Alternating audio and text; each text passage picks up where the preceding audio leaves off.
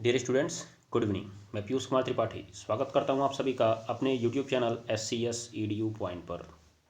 आज मैं आपके सामने पुनः बोर्ड एग्जाम कैप्सूल श्रृंखला के तहत 2020 सेट नंबर 6 के महत्वपूर्ण सवालों को लेकर हाजिर हूं। तो आइए बिना देर किए हुए हम लोग आज की क्लास को शुरू करते हैं। और आज के लिए मैं आपको बता दूं कि आज इस क्लास के तुरंत बाद 8 बजे से आपकी सोशल साइंस की भी क्लास चलेगी, जिसमें हम लोग सेट नंबर 1 के 20 बहुविकल्पी सवालों को विस्तार पूर्वक हल करने वाले हैं। तो उस क्लास को देखना ना भूलिएगा। पढ़ेंगे आप 20, तैयार होगा आपका 40, ये मेरी गारंटी है। ठीक है, तो चलिए हम लोग क्लास को शुरू करते हैं। रोज की तरह आज भी मैं एक बहुविकल्पी सवाल लेकर आया हूँ जो कि आपका बायोलॉजी से संबंधित है। देखिएगा आप लोग। DNA पाया जाता है, ये बताइए DNA कहाँ पाया जाता है? DNA, तो जो आपका DNA है, DNA वो पाया जाता है केंद्रक में। कहाँ पाया जाता है जी? केंद्रक में। तभी तो इसको न्यूक्लिक अम्ल कहा जाता है। याद रखिएगा आप लोग, तभी इसको क्या कहा जाता है? न्यूक्लिक अम्ल कहा जाता है। ये बात आप अपने दिमाग में बैठा लीजिएगा। ठीक है, न्यूक्लिक अम्ल, न्यूक्लिक, न्यूक्लियस, न्यूक्लियर, न्यूक्लियर माने होता है केंद्र या केंद्रक। ठीक है ना, ये बात को अपने दिमाग में बैठा लीजिएगा। तो ये हो गया केंद्रक में। उसके बाद देखिएगा, निम्नलिखित में से टेस्टोस्टेरोन हार्मोन्स का कार्य नहीं है। मतलब टेस्टोस्टेरोन कौन सा कार्य नहीं करता है? तो आपको मालूम ही होगा टेस्टोस्टेरोन नर हार्मोन है। ठीक है, याद रखिएगा आप लोग। तो क्या करता है? लड़कों में यौवनावस्था के लक्षणों का नियंत्रण करता है। मैं एक बात बता दूं, जो आपका टेस्टोस्टेरोन है, टेस्टोस्टेरोन ये द्वितीयक लैंगिक लक्षण के विकास में सहायक होता है। द्वितीयक लैंगिक लक्षण के विकास में सहायक होता है। और आपने पढ़ा ही होगा कि द्वितीयक लैंगिक लक्षण कौन से लक्षण हैं, जो कि किशोरावस्था में शुरू होते हैं, 12 से 18 साल की उम्र में। ठीक है, ये बात को ध्यान में रखिएगा। उसके बाद शुक्राणुओं के उत्पादन का नियंत्रण, ये भी ठीक है, क्योंकि किशोरावस्था में शुक्राणुओं का उत्पादन शुरू हो जाता है। तीसरा, हड्डियों और पेशियों का विकास। किशोरावस्था में जानते हैं आपके मसल्स बनने लगते हैं, लंबाई आपकी धीरे धीरे बढ़कर समाप्त होती है, तो आपके मसल्स बनते हैं। इसमें टेस्टोस्टेरोन हार्मोन सहायक होता है। लास्ट नंबर आपका जो है शारीरिक वृद्धि के लिए उपापचय का नियमन, ये कार्य आपका टेस्टोस्टेरोन का नहीं है। तो यही ऑप्शन आपका सही होगा। ठीक है, तो बाकी के ऑप्शन आपके गलत और आपका ऑप्शन नंबर 4 सही। क्यों जी? क्योंकि आप देखिए आपसे पूछा क्या है कि कौन सा कार्य नहीं है। सवाल को ध्यान से पढ़िएगा। बहुत सारे लोग इसी की गलती कर देते हैं।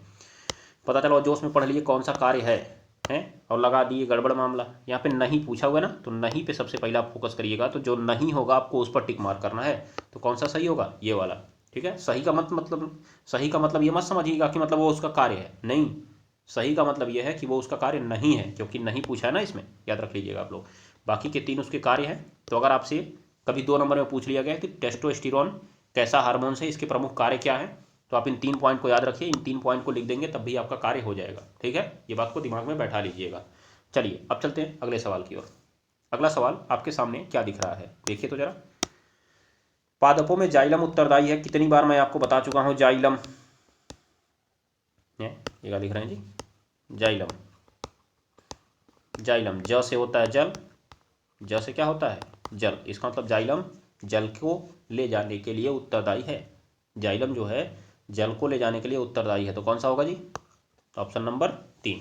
ठीक है, चलिए अब हम चलते हैं अगले सवाल पर। यह सवाल देखिए आपके सामने है कि एक उत्तल लेंस की फोकस दूरी 20 सेमी है। तो सीधी सी बात है, अगर आपको उत्तल लेंस दिया गया है, तो जब आप उत्तल लेंस की बात करते हैं तो उत्तल लेंस की जो फोकस दूरी है वो आपकी है 20 सेमी, 20 सेंटीमीटर। ठीक है, और आप किस चिन्ह में लेते हैं इसकी फोकस दूरी को? प्लस चिन्ह में लेते हैं। इस लेंस से कितनी दूरी पर कोई वस्तु रखी जाए, कितनी दूरी पर, मतलब वस्तु की दूरी पूछ रहा है।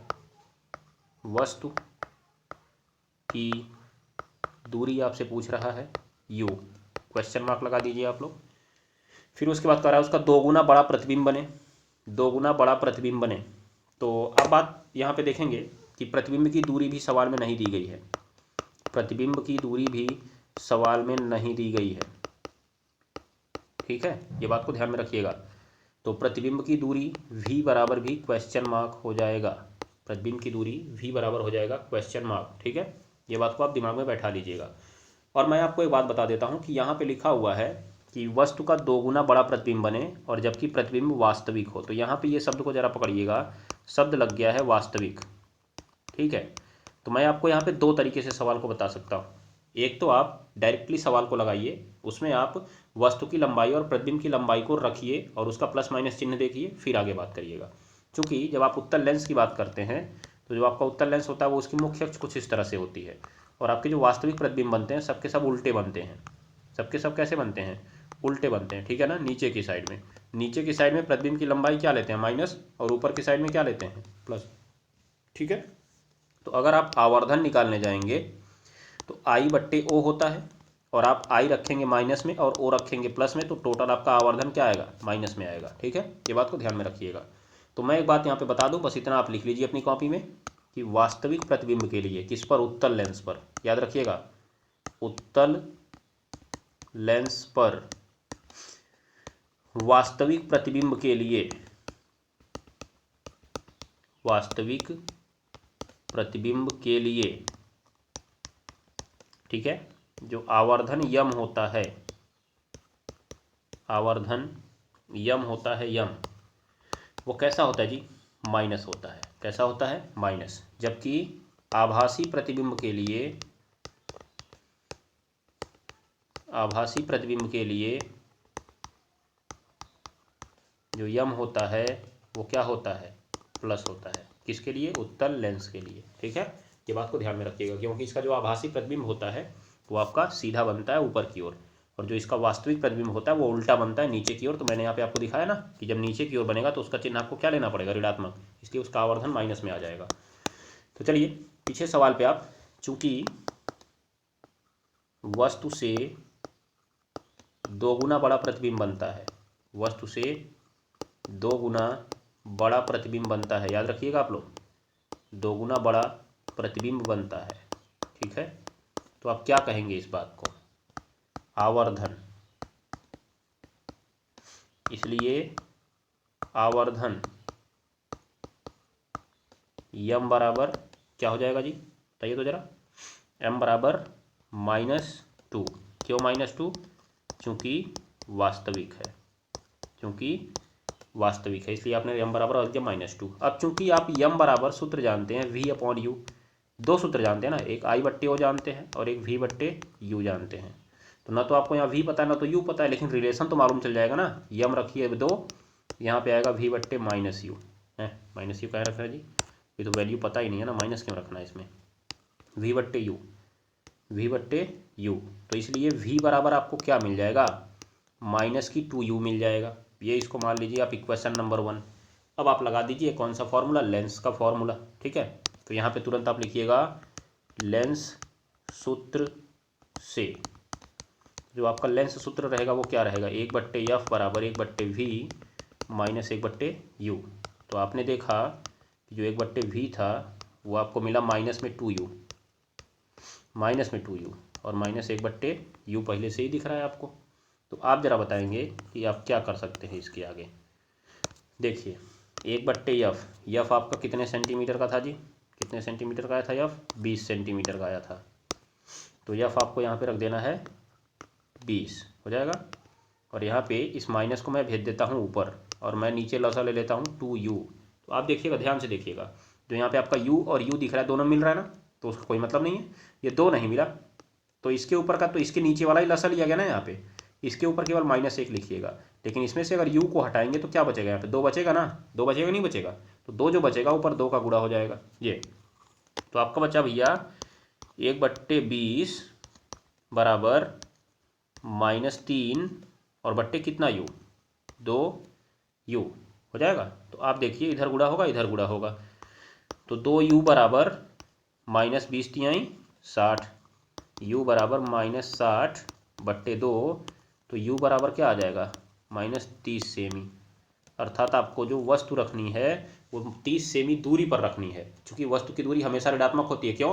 क्योंकि आपका लेंस है, आप वस्तु हमेशा इस साइड में रखते हैं। अगर आप वस्तु को इस साइड में रखेंगे तो हमेशा माइनस में होगा। क्यों?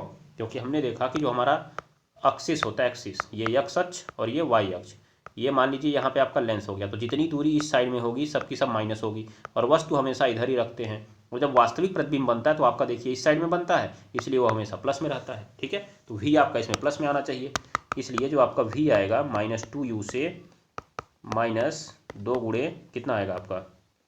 30, -30। तो माइनस माइनस जब काट देंगे आप तो माइनस माइनस प्लस आएगा 60 सेमी। मतलब जो आपका वस्तु की दूरी है, ये प्रतिबिंब की दूरी है, वो 60 सेंटीमीटर दूरी पर होगी। तो आपसे क्या पूछा था, वस्तु की दूरी पूछा था, वस्तु की दूरी। तो आपको कितने सेंटीमीटर की दूरी पर रखना भैया बताइए, तो 30 सेमी की दूरी पर रखना है। ये आपका जो ऑप्शन है 30 सेमी की दूरी पर रखना है, ये आंसर हो जाएगा ना। तो देखिए आसान सवाल था, आराम से आप इसको लगा सकते हैं। परंतु ये मेरी बात को यहाँ पे आप ध्यान में रखिएगा, जो मैंने बोला आपको कि जब आपको उत्तल लेंस की बात करनी होगी और प्रतिबिंब वास्तविक होगा तो उसका आप क्या लेंगे, चिन्ह माइनस लेंगे आवर्धन, और अगर प्रतिबिंब आभासी होगा तो आवर्धन क्या लेंगे, प्लस लेंगे। ये बात को ध्यान में रख लीजिएगा। चलिए चलते हैं अगले सवाल की ओर। अगला सवाल भी एकदम आसान सवाल है। कहा भैया 2 ओम, 3 ओम और 5 ओम के प्रतिरोध हैं, इनको श्रेणी क्रम में जोड़ा गया है, श्रेणी क्रम में जोड़ा गया जी, ठीक है। कहा कि यदि संयोग के दोनों सिरों पर 30 वोल्ट का विभवांतर लगा दिया जाए तो प्रत्येक सिरों के बीच विभवांतर क्या होगा। ठीक, तो मैं पहले आपको आरेख बना के दिखाता हूँ। यहाँ पे आप ऐसे बैटरी को लगाइएगा, तो ये आपका पहला प्रतिरोध हो गया, ये आपका दूसरा प्रतिरोध हो गया, ये आपका तीसरा प्रतिरोध हो गया। यहाँ से आया और ये इसको आपने जोड़ दिया। ठीक, तो ये आपका कितने वोल्ट का हो गया, 30 वोल्ट का हो गया। और फिर आपने ऊपर क्या क्या रखे, एक आपने रखा 2 ओम, एक आपने रखा 3 ओम और एक आपने रखा 5 ओम। तो पहले तो इसमें परिपथ में धारा आई बहेगी, और चूंकि श्रेणी क्रम है इसीलिए टोटली आपका धारा समान भी होगी। परंतु आपको हर सिरे पे विभवांतर पता करना, और एक बात आपको मालूम होनी चाहिए कि जब आप श्रेणी क्रम में देखते हैं तो विभवांतर बदल जाता है। श्रेणी क्रम में देखते हैं तो विभवांतर क्या होता है, बदल जाता है। तो प्रत्येक सिरे पर आपको विभवांतर निकालने के लिए देखिए, प्रत्येक सिरे पर अगर आप विभवांतर निकालेंगे तो फॉर्मूला लगेगा V बराबर IR। आर जिसके प्रतिरोध पे निकालना है वो रखेंगे आप, और आई क्या रखेंगे, चूंकि श्रेणी क्रम है इसलिए धारा समान रहेगी। मतलब वहाँ पे धारा क्या जा रही है, आई ही जा रही है। अभी समांतर क्रम होता ना तो I1 I2 I3 में बट गई होती, ठीक है ना। ये बात को ध्यान में रखिएगा। जैसा मैंने पीछे आपको एक जटिल परिपथ हल कराया हुआ है, वहाँ जाइएगा, उस सवाल को ध्यान से देखिएगा, उसमें आपको क्लियरली समझ में आ जाएगा। ठीक है, तो चलिए हम लोग पहले इसमें आई का मान निकालेंगे। लेकिन यहाँ पे देखा जाए कि जो 2 ओम है, 2 ओम और ये 3 ओम है और ये 5 ओम है, किस क्रम में जुड़े हैं, किस क्रम में जुड़े हैं जी, श्रेणी क्रम में जुड़े हैं। किस क्रम में जुड़े हैं, श्रेणी क्रम में जुड़े हैं। अब अगर ये श्रेणी क्रम में जुड़े हुए हैं तो तुल्य प्रतिरोध R बराबर क्या निकल के आएगा, सबको जोड़ दिया जाएगा, सबको जोड़ दिया जाएगा। टोटली आ गया 10 ओम आपका। कितना ओम आ गया, 10 ओम। इसलिए परिपथ में प्रवाहित धारा, परिपथ में प्रवाहित धारा I बराबर क्या होता है जी, फॉर्मूला V बट्टे R। वही ओम के नियम से V बराबर I इंटू आर। अरे यहाँ पे आपका V बराबर I इंटू आर आता है कि नहीं आता है, I इंटू आर। तो I बराबर अगर निकालेंगे तो V बट्टे क्या हो जाएगा, R हो जाएगा। उसी को रखा हमने। देखिए आपने V कितना वोल्ट का लगाया था पीछे, यहाँ पे 30 वोल्ट का, और टोटली आपको प्रतिरोध मिला 10। 30 बट्टे 10 मतलब 3 एम्पियर। तो परिपथ में ध्यान दीजिएगा, परिपथ में जो आपकी धारा बह रही है वो 3 एम्पियर की बह रही है। अब आपको कह रहा है प्रत्येक प्रतिरोध के सिरे पर भैया विभवांतर निकालना। देखिए 7 नंबर का सवाल है, अभी आपको इस साल से 6 नंबर में पूछा जाएगा वो, ठीक है ना, याद रखिएगा। तो ये मामूली बात नहीं है, कठिन सवाल है। मतलब कठिन क्या है, आसान सवाल है, बड़ा सवाल है, तो इसीलिए आपको टोटली करना पड़ेगा इसमें। तो कैसे करेंगे आप देखिएगा, यहाँ पे आप लिखेंगे अतः 2 ओम के सिरे पर विभवांतर V1 बराबर I इंटू R1। ठीक है, I क्यों नहीं बदला, क्योंकि श्रेणी क्रम है ना, धारा थोड़ी ना बदलेगी। श्रेणी क्रम में धारा नहीं बदलती है, क्या बदलता है, आपका विभव बदलता है, याद रखिएगा। इसीलिए देखिए मैं आपको 2 बातें बताता हूँ कि घरेलू परिपथ में उपकरणों को समांतर क्रम में जोड़ने के फायदे। तो पहला कि आपके जो उपकरण है वो निश्चित विभवांतर पर कार्य करने के लिए बने हुए हैं, इसीलिए समांतर क्रम में परिपथ को जोड़ने से विभवांतर समान रहता है, ठीक है ना। दूसरा लिखेंगे आप उसमें कि चूंकि समांतर क्रम में जोड़ने से धारा बंट जाती है, और जब धारा बंट जाती है तो कभी भी उपकरणों को अधिक धारा प्राप्त करने का खतरा नहीं रहता है, जिससे उपकरणों के जलने का भय नहीं रहता है। अरे आपने लघुपथन में क्या पढ़ा था, शॉर्ट सर्किट आपको मैंने पढ़ाया था कि नहीं पढ़ाया था। शॉर्ट सर्किट में आपने क्या पढ़ा, शॉर्ट सर्किट में आपने यही पढ़ा था ना कि धारा का मान बहुत ज़्यादा बढ़ जाता है, धारा का मान बहुत ज़्यादा बढ़ जाता है, और जब धारा का मान बढ़ जाता है तो उपकरण जल जाते हैं। ठीक है, ये बात को ध्यान में रखिएगा। तो जब आप समांतर क्रम में जोड़ देंगे तो धाराएं बढ़ जाएंगी ना, और धाराएं बढ़ जाएंगी तो क्या उपकरण के जलने का खतरा होगा? नहीं होगा। तो ये लिख देंगे आप कि समांतर क्रम में उपकरण को जोड़ने से धारा का मान बढ़ जाता है और उपकरणों के जलने का खतरा कम हो जाता है। ठीक है, तो ये आपके लाभ हो जाएंगे उपकरणों को किस क्रम में जोड़ने के? उपकरणों को समांतर क्रम में जोड़ने के। तो फिलहाल यहाँ पे देखिए V बराबर आई इंटू R1, चूंकि श्रेणी क्रम में जोड़ा आपने, धारा बदलेगी नहीं, याद रखिएगा आप लोग। तो I का मान आपका 3 एम्पियर है और आपको 2 का निकालना है, तो 6 वोल्ट का आ जाएगा विभव। दूसरा 3 ओम के सिरे पर देख लीजिए, 3 ओम के सिरे पर V2 बराबर I तो I ही रहेगा, लेकिन ये R2 हो जाएगा। R2 होगा कि नहीं होगा? तो R2 जब हो जाएगा तो देखिए I का मान कितने एम्पियर का आया था? 3 एम्पियर, और ये आपने देखा 3, तो 3 तिहाई 9 वोल्ट आ गया, 9 वोल्ट। अगला कितना था? 5 था। चलिए, तो 5 ओम के सिरे पर विभवांतर, 5 ओम के सिरे पर विभवांतर क्या हो जाएगा? V3 बराबर I इंटू R3। तो क्या हो जाएगा जी? बोलिए तो। I का मान 3 एम्पियर, R3 5 एम्पियर, 5 ओम, 5 ओम मतलब टोटल 15 वोल्ट आ गया। ठीक है, ये हो गया आपका। उसके बाद अब देखिए अगला सवाल आपका पूछ रहा है 3 ओम के सिरे पर उत्पन्न ऊष्मा, 3 ओम के प्रतिरोध में उत्पन्न ऊष्मा। अब यहाँ पे कोई समय दिया क्या? अगर ऊष्मा निकालना तो समय चाहिए। अगर कोई समय नहीं दिया है तो आप ऊष्मा की दर निकालेंगे, अर्थात प्रति सेकंड उत्पन्न ऊष्मा निकालेंगे, या आप कहिए तो आप उसकी शक्ति निकाल देंगे, ये भी कह सकते हैं। परंतु हम लोग ऊष्मा ही निकालते हैं। तो कैसे? देखिए 3 ओम के सिरे पर उत्पन्न ऊष्मा, ऊष्मा एक प्रकार की ऊर्जा है, इसीलिए हमने कहा था आप यहाँ पे सीधे W निकालिएगा।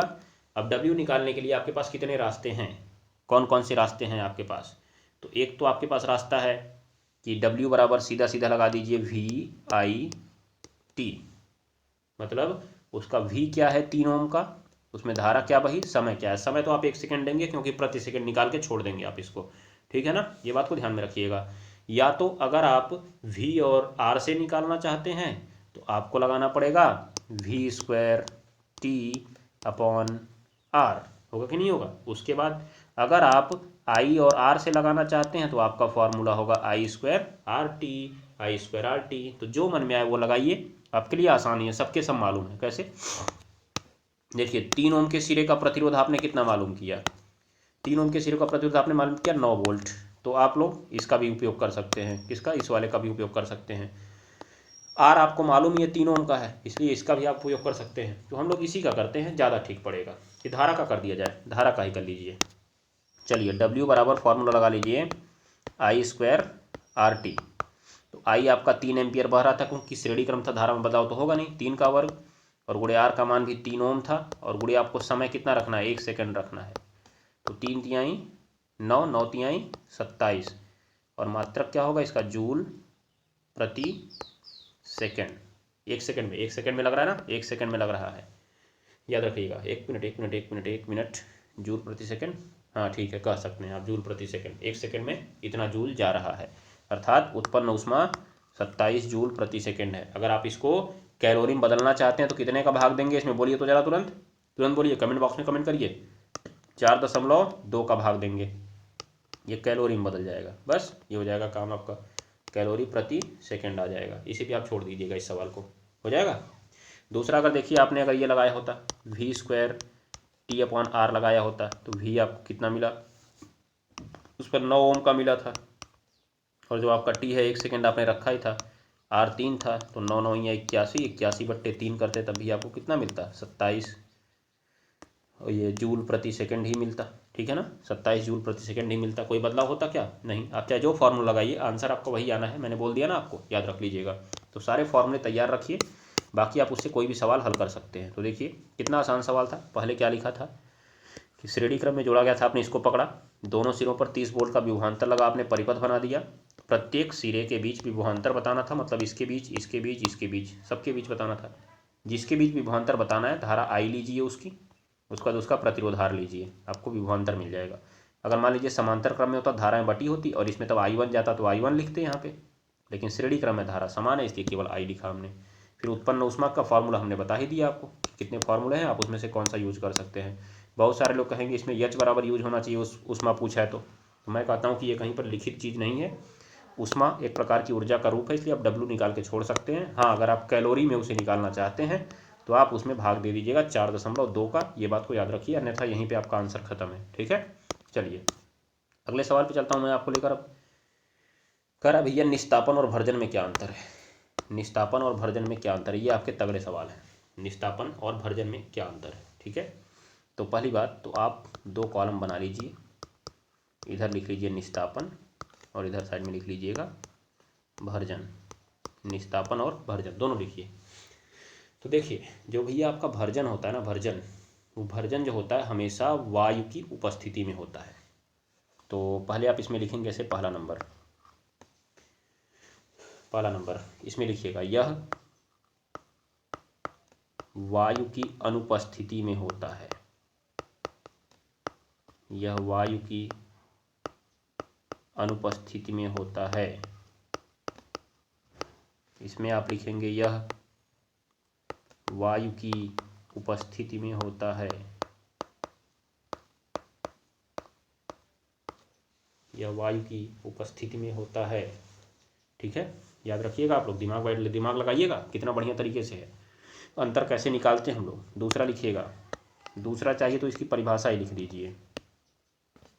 इसमें अयस्क को उसके गलनांक से कम ताप पर, याद रखिएगा, अयस्क को उसके गलनांक से कम ताप पर याद रखिएगा क्या करते हैं, वायु की अनुपस्थिति में गर्म करते हैं। वायु की अनुपस्थिति में गर्म करते हैं। अगर आप इसको नहीं चाहेंगे तो भी लिखना जरूरी नहीं है। इसमें लिख लीजिएगा, इसमें अयस्क को कम ताप पर, याद रखिएगा, किससे कम ताप पर, उसके गलनांक से। गलाना नहीं है इसको आपको, जैसे मान लीजिए गलनांक उसका 100 डिग्री सेल्सियस है तो आपको 100 से कम ही रखना है, 95, 94, 93 इसी के आसपास रखना है, याद रखिएगा। तो गलनांक से कम ताप पर वायु की अनुपस्थिति में, 1 मिनट, वायु की उपस्थिति में गर्म करते हैं। वायु की उपस्थिति में गर्म करते हैं। ठीक है, तो इसमें अनुपस्थिति में, इसमें उपस्थिति में। ठीक है, याद रखिएगा। चलिए तीसरा नंबर लिखिएगा, तीसरा अंतर बोले, यह कार्बोनेट और हाइड्रोक्साइड अयस्कों का किया जाता है। मतलब भर्जन किसका करेंगे, कार्बोनेट और हाइड्रोक्साइड अयस्कों का किया जाता है। क्यों जानते हैं, क्योंकि इनमें पहले से ही ऑक्सीजन होता है, इसीलिए इनका कर सकते हैं। तो यह कार्बोनेट और हाइड्रोक्साइड अयस्कों का किया जाता है। ठीक, उसके बाद इसमें तीसरा लिखिएगा, यह सल्फाइड अयस्कों का किया जाता है। यह सल्फाइड अयस्कों का किया जाता है। ठीक है, देख लीजिएगा, स गलत हो गया है, दिमाग लगाइएगा आप लोग, इतना तो चल ही सकता है। ठीक है, तो सल्फाइड अयस्कों का किया जाता है, हो जाएगा ना, ये बात को ध्यान में रखिएगा। तो यह किसका किया जाएगा, सल्फाइड अयस्कों का।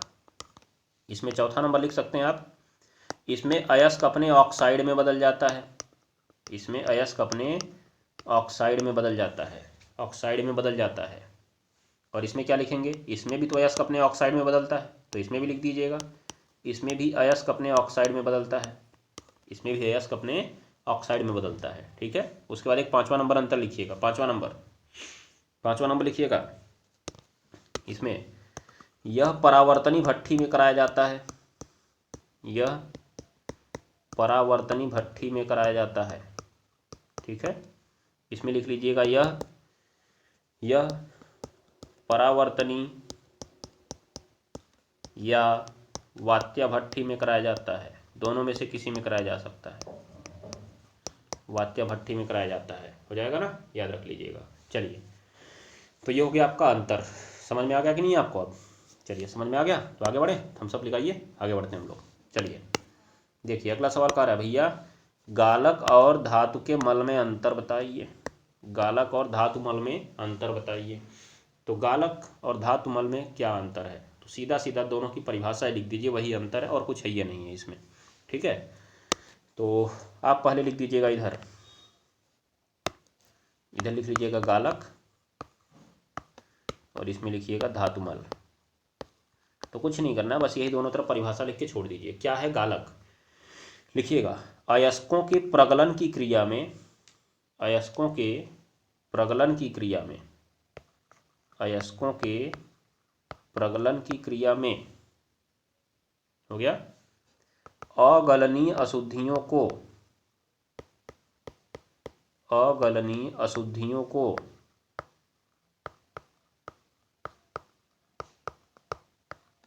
गलाने के लिए,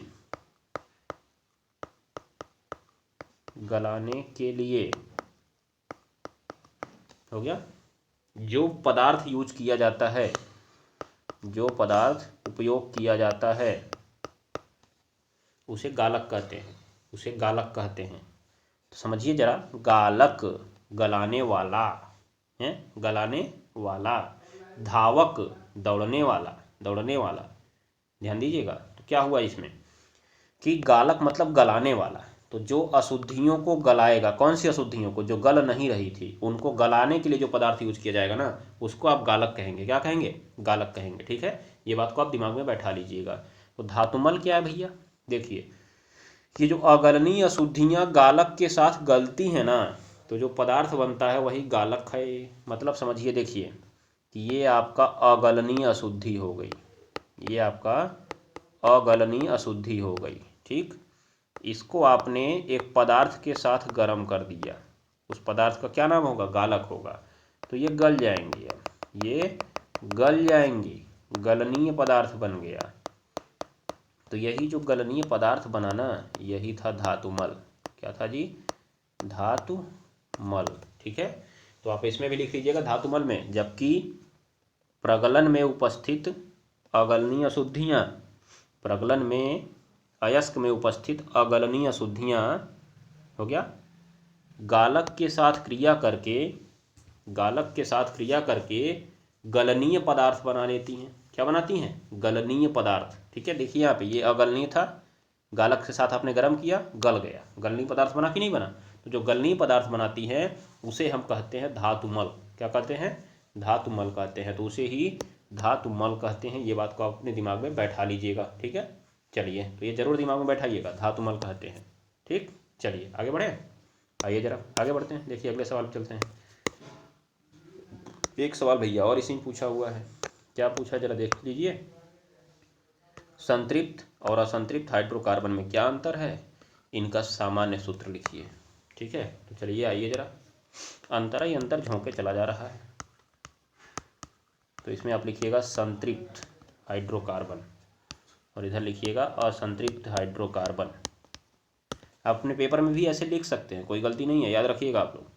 तो संतृप्त हाइड्रोकार्बन और असंतृप्त हाइड्रोकार्बन। तो क्या होता है संतृप्त हाइड्रोकार्बन, क्या होता है असंतृप्त हाइड्रोकार्बन। तो मैं आपको बता दूं कि संतृप्त हाइड्रोकार्बन ऐसे हाइड्रोकार्बन हैं जिनमें कार्बन की चारों संयोजकताएं, लिखिएगा, ऐसे हाइड्रोकार्बन जिनमें कार्बन की चारों संयोजकताएं एकल बंधों से पूरी होती हैं। ऐसे हाइड्रोकार्बन जिनमें कार्बन की चारों संयोजकताएं, याद रखिएगा, जिनमें कार्बन की चारों संयोजकताएं, चारों संयोजकताएं एकल बंधों के द्वारा पूरी होती हैं। एकल बंधों के द्वारा, एकल बंधों या सिग्मा लिख सकते हैं कोष्ठक में। ये जो आधा ना बनता है ना, इसको सिग्मा बोलते हैं हम लोग, ये ऐसे सिग्मा। ठीक है, तो एकल बंधों कोष्ठक में सिग्मा बंधों के द्वारा पूरी होती हैं, सिग्मा बंधों के द्वारा पूरी होती हैं। क्या कहलाते हैं, संतृप्त हाइड्रोकार्बन कहलाते हैं। ठीक है, उसके बाद नीचे लिखिएगा, उसी के नीचे, जबकि ऐसे हाइड्रोकार्बन, मतलब इसी में है, मतलब ये वाला आप चलेगा। आपको ऐसे अंतर बना के नहीं लिखना, आपको तो ऊपर नीचे लिखना होगा ना, परिभाषा ही अंतर होती है, परिभाषा ही क्या होती है, अंतर होती है। ये बात को दिमाग में बैठा लीजिएगा। ठीक है, तो देखिए क्या होगा इसमें, इसमें जब हम बात करेंगे असंतृप्त हाइड्रोकार्बन की, तो जब असंतृप्त हाइड्रोकार्बन की हम बात करेंगे तो क्या कहेंगे इसमें हम ये कहेंगे, देखिएगा आप लोग, इसमें हम ये कहेंगे कि जो असंतृप्त हाइड्रोकार्बन है, ऐसे हाइड्रोकार्बन, परिभाषा लिखिएगा, ऐसे हाइड्रोकार्बन, ऐसे हाइड्रोकार्बन हो जाएगा ना। ध्यान दीजिएगा, ऐसे हाइड्रोकार्बन जिनमें कार्बन कार्बन के बीच हो गया एक द्विबंध या त्रिबंध पाया जाता है, एक द्विबंध या त्रिबंध पाया जाता है, क्या कहलाते हैं? असंतृप्त हाइड्रोकार्बन कहलाते हैं। क्या कहलाते हैं? असंतृप्त हाइड्रोकार्बन। अब देखिए यहाँ पे एक ही कंपलसरी नहीं है, एक से ज़्यादा भी हो सकता है, हर हमेशा असंतृप्त होगा, परंतु मैं एक लिख रहा हूँ क्योंकि नॉर्मली जब हम लोग एल्कीन एल्काइन पढ़ते हैं तो उसमें एक ही की बात होती है, याद रख लीजिएगा, ज़्यादा नहीं। ठीक है, तो एक द्विबंध या त्रिबंध पाया जाता है, उसे हम क्या कहते हैं? असंतृप्त हाइड्रोकार्बन कहते हैं।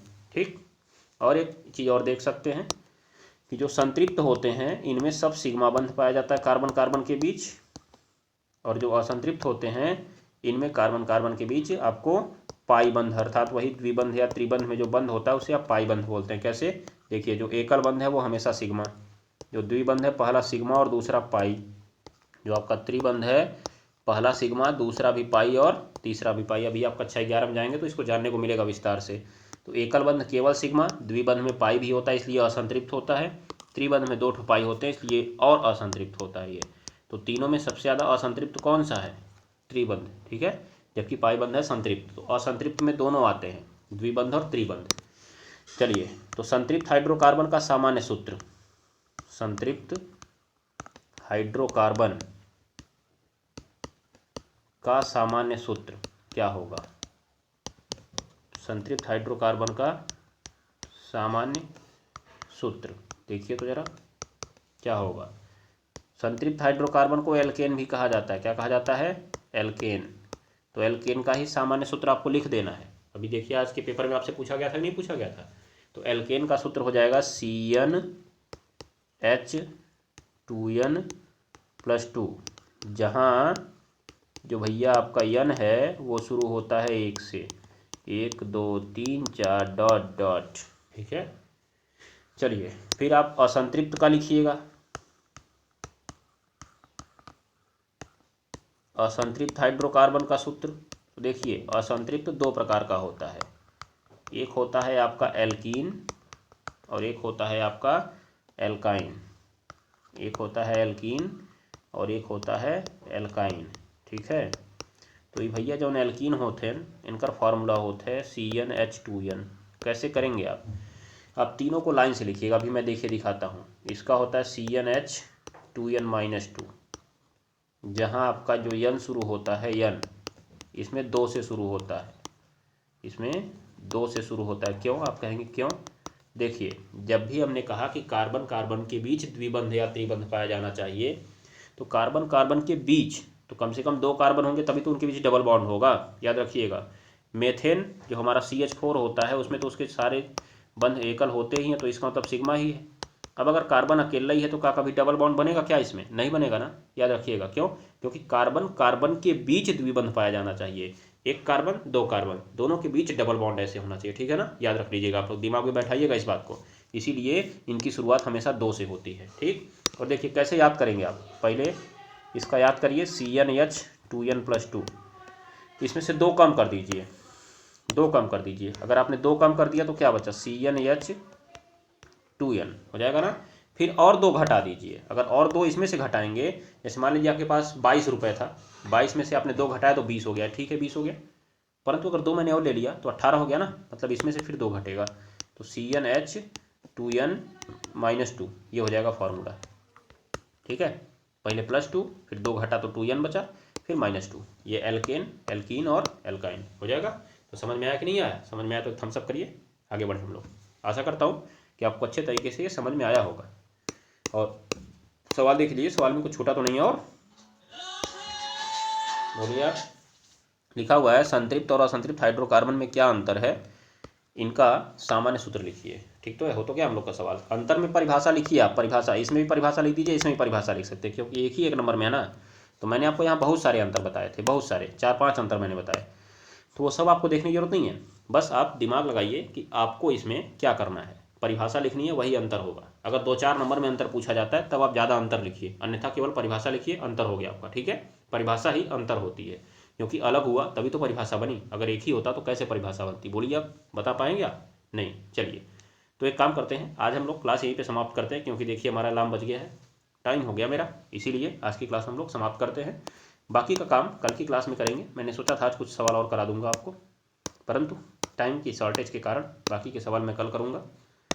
कुछ बातें मैं बता देता हूँ चलते चलते आपको। जैसे इसमें देखिए भैया, आपको धावन सोडा से बेकिंग सोडा बनाना है, तो मैं तुरंत बना ही देता हूँ। समीकरणों की सहायता से दर्शाइए, तो क्या लिखेंगे आप? धावन सोडा सोडियम कार्बोनेट, धावन सोडा जिसे आप कहते हैं सोडियम कार्बोनेट, तो क्या कहेंगे आप? धावन सोडा के जलीय विलयन में, धावन सोडा के जलीय विलयन में CO2 गैस प्रवाहित करने पर, देखिए धावन सोडा का जलीय विलयन है, उसमें CO2 गैस प्रवाहित कर रहे हैं, तो आपका क्या बनता है? ये बनता है सोडियम बाई कार्बोनेट। आपने इसको गर्म करने पर देखा था, ये उल्टा हो गया था रिएक्शन, ठीक है? तो दोनों तरफ ये रिएक्शन होता है, इधर से इधर भी होता है, उधर से इधर भी होता है। तो धावन सोडा के जलीय विलयन में CO2 गैस प्रवाहित करने पर क्या बनता है? सोडियम बाई कार्बोनेट बनता है, जिसे आप खाने का सोडा या बेकिंग सोडा कहते हैं। खाने का सोडा या इसे आप बेकिंग सोडा भी कहते हैं। तो जो पहली बार देख रहे हैं वो इसका नाम भी रट लेंगे, ठीक है? फिर कहा भैया क्लोरीन गैस से विरंजक चूर्ण, क्लोरीन गैस से विरंजक चूर्ण, तो इसका लिखिएगा शुष्क बुझे चूने पर, शुष्क बुझे चूने पर, यही है शुष्क बुझा चूना, शुष्क बुझा चूना। तो शुष्क बुझे चूने पर Cl2 गैस प्रवाहित करने से, क्या प्रवाहित करने से? Cl2 गैस प्रवाहित करने से क्या बनता है? विरंजक चूर्ण बनता है। क्या बनता है जी? विरंजक चूर्ण बनता है, और H2O बाहर निकलता है, ठीक है? विरंजक चूर्ण बनता है, यही है आपका विरंजक चूर्ण। इसका नाम क्या जानते हैं आप? Calcium chloride hypochlorite. पहले ड फिर ट, तो कैल्शियम क्लोराइड और हाइपोक्लोराइट। इसके उपयोग मैंने आपको बता दिए हैं। पहला, रंग उड़ाने में, रंग उड़ाने में, रंग उड़ाने मतलब समझते हैं, इसीलिए इसका नाम तो विरंजक पड़ा हुआ है, रंग उड़ाने वाले के कारण ही विरंजक पड़ा हुआ है, ठीक है? दूसरा, जीवाणुनाशक के रूप में, किसके रूप में? जीवाणुनाशक के रूप में, मतलब बैक्टीरिया को मारने के लिए भी इसका उपयोग का प्रयोग किया जाता है, इसका उपयोग किया जाता है, ठीक है? तीसरा, जल को शुद्ध करने में, जल को क्या करने में? शुद्ध करने में हो जाएगा। और एक अंतर आपका मिलेगा प्रयोगशाला में अभिकर्मक के रूप में, प्रयोगशाला में अभिकर्मक के रूप में। तो आप इसके उपयोग को जरूर याद रखिए, दिमाग में बैठाइए, खोपड़ी में भरिए, अपने याद करना पड़ेगा। कम से कम आपको 29 फरवरी तक याद रखना है। 30 फरवरी सब भुला जाइएगा, याद रखिए। जिस दिन 30 फरवरी आई सब भूल जाइए, लेकिन 29 तारीख तक याद रखिए, गारंटी। चलिए आगे बढ़ेगा हम लोग। आधे सोच रहे हैं कि 29 फरवरी कहाँ आता है, ये 30 फरवरी कहाँ आता है, तभी तो मैंने कहा जिस दिन 30 फरवरी आएगी उस दिन भूल जाइएगा, ठीक है? याद रख लीजिए। चलिए, तो ये आपका रिएक्शन दिखा, मैं आपको इस रिएक्शन को ही पूरा कर देता हूँ। मेथेन की क्लोरीन से क्रिया, केवल समीकरण लिखिए। तो मेथेन की क्लोरीन से क्रिया, CH4 + Cl2 प्रकाश की उपस्थिति में क्या होता है? CH3Cl, हाइड्रोजन हटता है, क्लोरीन आता है। देखिए, एक हाइड्रोजन हटेगा, एक क्लोरीन आएगा, एक हाइड्रोजन हटेगा, एक क्लोरीन आएगा। जो हाइड्रोजन हटेगा वो दूसरे क्लोरीन को लेकर भाग जाएगा। फिर देखिए भैया, आपका जो CH3Cl है ये फिर Cl2 से क्रिया करेगा। चारों रिएक्शन आपको लिखना पड़ेगा, याद रख लीजिएगा, चारों रिएक्शन आप लिखेंगे। उसके बाद इसमें बन जाएगा, एक हाइड्रोजन और हटेगा CH2, एक क्लोरीन और आएगा, फिर एक HCl जाएगा, ऐसे ही हटता चला जाएगा। फिर देखिए CH2 Cl2, फिर आप क्लोरीन लेके आइए, फिर देखिए एक क्लोरीन और हट जाएगा, तो एक हाइड्रोजन बचेगा खाली, और कितने क्लोरीन आ जाएंगे? अब 3, सॉरी, एक हाइड्रोजन और हटेगा तो एक हाइड्रोजन और बचेगा, 3 क्लोरीन हो जाएंगे। अब इसका नाम जानते हैं क्या? इसका नाम है क्लोरोफॉर्म। इसे सूंघा देने से आदमी बेहोश हो जाता है, ठीक है? ज़्यादा सूंघा दिए, पुटुक गया, सुल्तानपुर। चलिए, प्लस आपका HCl बना, जो आपका क्लोरोफॉर्म बना यहाँ पे, क्लोरोफॉर्म। क्लोरोफॉर्म फिर से Cl2 से क्रिया करता है, जौन बेचारा एक हाइड्रोजन बचा था ना उसको भगा देता, भाग यहाँ से, CCl4, और प्लस क्या बना दिया? HCl बना दिया, HCl बना दिया। फिर क्या बना दिया? HCl। तो ये हो गया आपका रिएक्शन पहला वाला। दूसरा देख लें फटाक से, और आज बंद करते हैं। ऑक्सीजन से क्रिया करानी है, ऑक्सीजन।